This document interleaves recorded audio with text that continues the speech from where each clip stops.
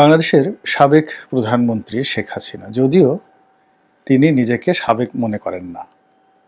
তিনি মনে করেন যে এখনও তিনি বাংলাদেশের বৈধ প্রধানমন্ত্রী। বিশেষ একটি অবস্থার কারণে তিনি বাংলাদেশ থেকে দিল্লিতে গেছেন বা ভারতে গিয়েছেন। আবার সময় এবং সুযোগ মতো তিনি ফিরে আসবেন। আমরা বাংলাদেশের বসে তার কুশপুত্তলিকা দাহ করছি, তার বিরুদ্ধে একের পর এক মামলা দিচ্ছি, তার বাড়ি ঘর তছনছ করে দিচ্ছি এবং তার পৈতৃক ভিটা মাটির সঙ্গে মিশিয়ে দিচ্ছি। মূল উদ্দেশ্য হলো তাকে মানসিকভাবে বিপর্যস্ত করে তোলা এবং আওয়ামী লীগের যারা লোকজন রয়েছে তাদের মানসিক যে শক্তি এটিকে দুর্বল করা। এজন্য শেখ হাসিনার সঙ্গে সারা বাংলাদেশে শত শত হাজার হাজার নেতাকর্মীকে জড়িয়ে একেবারে একই ধরনের মামলা, হত্যা মামলা সারা বাংলাদেশে জারি হয়েছে। আওয়ামী লীগের অনেক শীর্ষ যারা নেতৃবৃন্দ রয়েছেন তাদেরকে গ্রেপ্তার করা হয়েছে এবং গ্রেপ্তার করার পর তাদের সঙ্গে যে আচরণ করা হচ্ছে এটি নজিরবিহীন।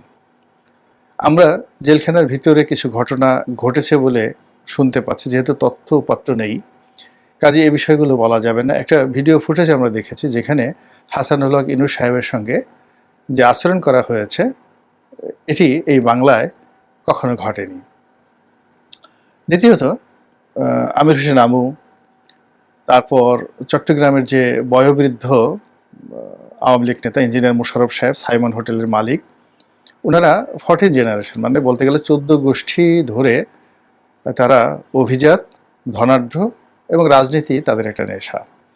তো সেই মানুষ কর্নেল ফারুক খান, যিনি এখন যথেষ্ট বয়োবৃদ্ধ হয়ে গেছেন, তিনি, এরপর অন্যান্য যারা ধরা পড়েছেন সবাইকে, ইনক্লুডিং সালমান এফ রহমান কিংবা সাবেক আইনমন্ত্রী তাকে সহ যেভাবে অপমান করা সম্ভব, মাথায় হেলমেট পরিয়ে, তারপর বুলেট প্রুফ জ্যাকেট পরিয়ে, কখনো সামনে হ্যান্ডকাপ পরিয়ে, কখনো পিছনে হ্যান্ডকাপ পরিয়ে, অর্থাৎ পিঠ মোড়া করে বেঁধে হ্যান্ডকাপ পরালে যে অবস্থা হয় ঠিক ওইরকমভাবে তাদেরকে কোর্টে তোলা হচ্ছে। এবং যখন তাদেরকে কোর্টে তোলা হচ্ছে ওই সময়টিতে যেন একটা ক্যামেরা ট্রায়াল হয়, অর্থাৎ লোকজন দেখে, সাংবাদিকরা ছবি তুলতে পারে, সামাজিক মাধ্যমে সেগুলো যেন ভাইরাল হতে পারে, এই জন্য পিঁপড়ার মতো ধীরে ধীরে ধীরে ধীরে তাদেরকে শো করা হয়। যে কাজটি 5 মিনিটে করা সম্ভব সেটি হয়তো 25 মিনিট বসে ধীরে ধীরে ধীরে ধীরে তাদেরকে কোর্ট কাছারিতে তোলা হয় যেন তাদের এই দুরবস্থা লোকজন দেখতে পারে। এর মূল কারণ হলো আওয়ামী লীগের যারা নেতাকর্মী রয়েছেন, সমর্থক রয়েছেন, তাদের মনে ভয়ের সৃষ্টি করা, আর আওয়ামী বিরোধী যারা শক্তি রয়েছেন তাদেরকে উৎসাহিত করা, উজ্জীবিত করা এবং তাদের মনের মধ্যে এক ধরনের আবেগ এবং অনুভূতির সৃষ্টি করা যে না, আমরা এবার পারবো বটে। তো ঘটনা যাই হোক না কেন বা যেভাবে ঘটুক না কেন, আওয়ামী লীগের লোকজন এখনো পর্যন্ত কোনো জায়গাতে তারা মোরাল যে ক্যারেজ এটা হারিয়ে ফেলেছেন কিংবা হাউমাউ করে কান্নাকাটি করছেন, শেখ হাসিনা বঙ্গবন্ধুকে গালাগাল দিচ্ছেন, আর সদল বলে শীর্ষ যারা নেতৃবৃন্দ তারা বলছেন জীবনে আর কোনোদিন আওয়ামী লীগ করবো না। এরকম কোনো ঘটনা কিন্তু দেখা যাচ্ছে না।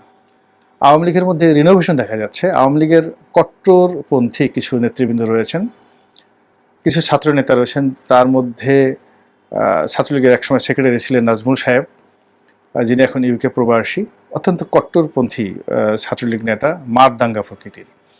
তো ওনাদের যে একটা বিশ্বাস ছিল সেটি হলো পূর্বের চাঁদ যদি পশ্চিমে উদিত হয় তবু আওয়ামী লীগ সঠিক, আওয়ামী লীগের সকল কাজ সঠিক, জননেত্রী শেখ হাসিনা যা বলেন যা করেন সব সঠিক এবং তিনি যাকে পছন্দ করেন, যাকে নিয়োগ দেন তারাও সঠিক। এইরকম একটা মন মানসিকতা ছাত্রলীগ, আওয়ামী লীগ, যুবলীগের যাদের মধ্যে ছিল তাদের মধ্যে নাজমুল সাহেব অন্যতম। কিন্তু সেই নাজমুল সাহেব বা তাদের মতো অনেকেই এখন মুখ খোলা শুরু করেছেন। তারা এখন আওয়ামী লীগের পতনের যে কারণ সেই কারণ চিহ্নিত করে ফেলেছেন। আওয়ামী লীগের যে সকল লোক যাদেরকে শেখ হাসিনা বিশ্বাস করেছিলেন যে এরা চুরি করবে না, বড় লোকের ছেলে, সেই সমস্ত লোক যারা একেবারে গরু চোর যেভাবে চুরি করে ওভাবে রাষ্ট্রকে চুরি করেছে, তো তাদের বেশ কয়েকজনের নাম ধরে নাম উল্লেখ করে নাজমুল সাহেব গালাগালি করছেন।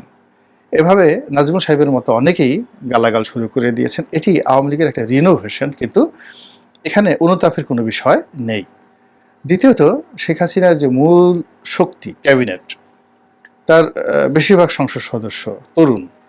তারা মোরাললেস সবাই গা ঢাকা দিয়ে আছেন দেশে বা দেশের বাইরে, এবং যেহেতু তাদের অর্থ রয়েছে, বিত্ত রয়েছে, ফলে তারা কেউ মন্দ অবস্থায় আছেন এখনো পর্যন্ত শোনা যায়নি।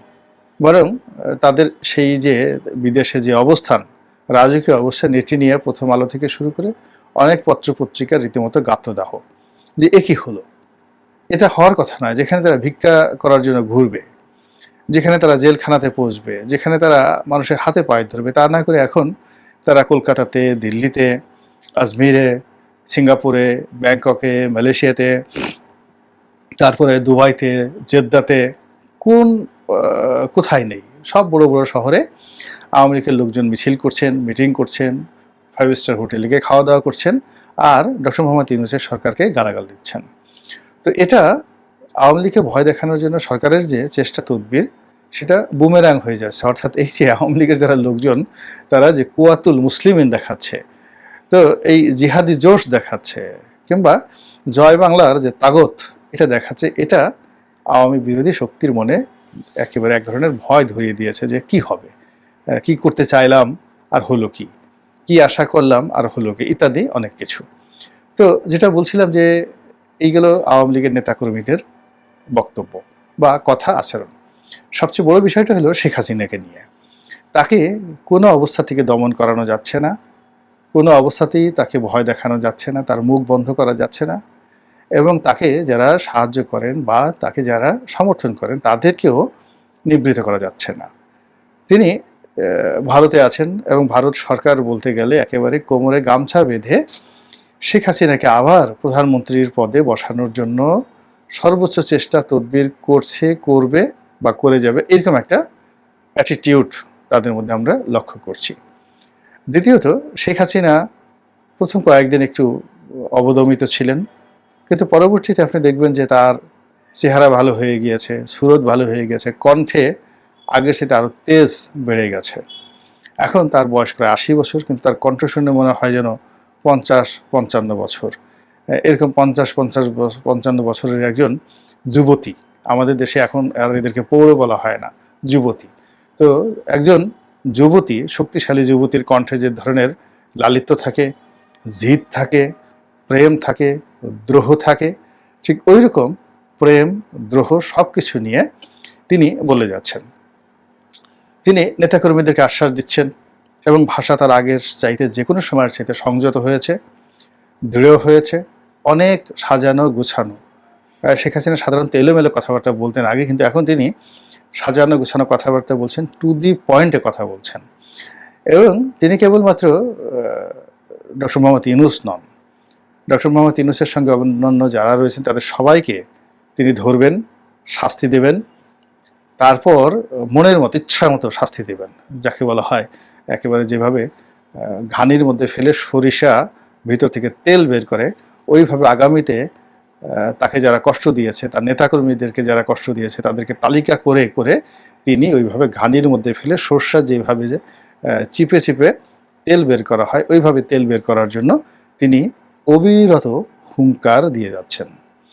এবং অবাক করার ব্যাপার হলো, তার সেই হুঙ্কার নিয়ে তার প্রতিপক্ষ যারা আছে তারা কিন্তু কাউন্টার হুঙ্কার দিতে পারছে না বা দিচ্ছে না। হতে পারে তারা তাকে পাত্তা দিচ্ছে না, বা মনে করতে পারেন যে না, শেখ হাসিনা আসলে আগামীতে বাংলাদেশের রাজনীতিতে আর ফিরে আসবেন না, কাজেই তার সেই হম্বিতম্বি বক্তব্য নিয়ে মাথা ঘামানোর কোনো প্রয়োজন নেই।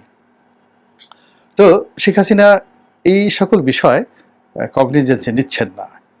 তিনি তার প্রতিপক্ষকে অবিরত বলে যাচ্ছেন, এবং তার অতীত জীবনের যে ডায়াগ্রাম, মানচিত্র, সেগুলোকে তিনি স্মরণ করছেন, যে তিনি যা বলেন তা করে ছাড়েন। এবং এই যে এইবার যে সমস্যাটা তার জীবনে ঘটেছে, এটা তার জন্য খুব ছোট সমস্যা। তিনি মনে করেন যে 21শে আগস্টের গ্রেনেড হামলা তার চেয়ে বেশি ছিল, কিংবা 75-এর 15ই আগস্ট তার জীবনে আরও বেশি ভয়াবহ আকার নিয়ে তার জীবনকে তছনছ করে দিয়েছিল। তিনি মনে করেন যে চট্টগ্রামে তিনি যখন জনসভা করতে গিয়েছিলেন, ওই সময়টিতে এরশাদ সাহেবের লোকজন যেভাবে তার উপর গুলি চালিয়েছিল চট্টগ্রামে, সেটা আরও ভয়াবহ ছিল। কিংবা কর্নেল ফারুক, কর্নেল রশিদ, এই তাদের যারা ক্যাডার, তারা যেভাবে 32 নম্বরের বাড়িতে সরাসরি ঢুকে গুলি করেছিল তাকে, ওটা তার জীবনে আরও বেশি ভয়ঙ্কর ছিল।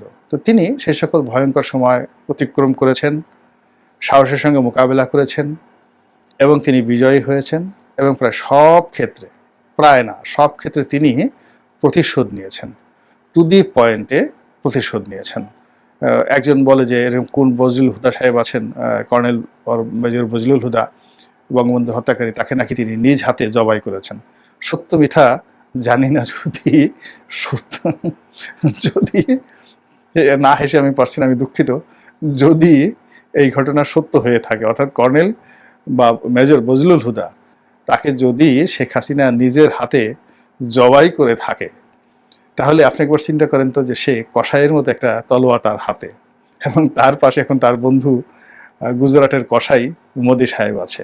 তো আগে সে বজলুল হুদাকে জবাই করার জন্য যে তলোয়ার, যে মানে রামদা বা যে কাচি বা যে দা ব্যবহার করেছিলেন, এখন ভারত থেকে তিনি তো আরো অত্যাধুনিক দা, কাচি এগুলো সব নিয়ে আসবেন, এবং সেইগুলো নিয়ে তিনি তার বর্তমান প্রতিদ্বন্দ্বী তাদেরকে যদি তিনি নিজ হাতে জবাই করতে চান, তাহলে সেখানে একটা কি ধরনের বিভৎস পরিস্থিতি তৈরি হতে পারে। এখন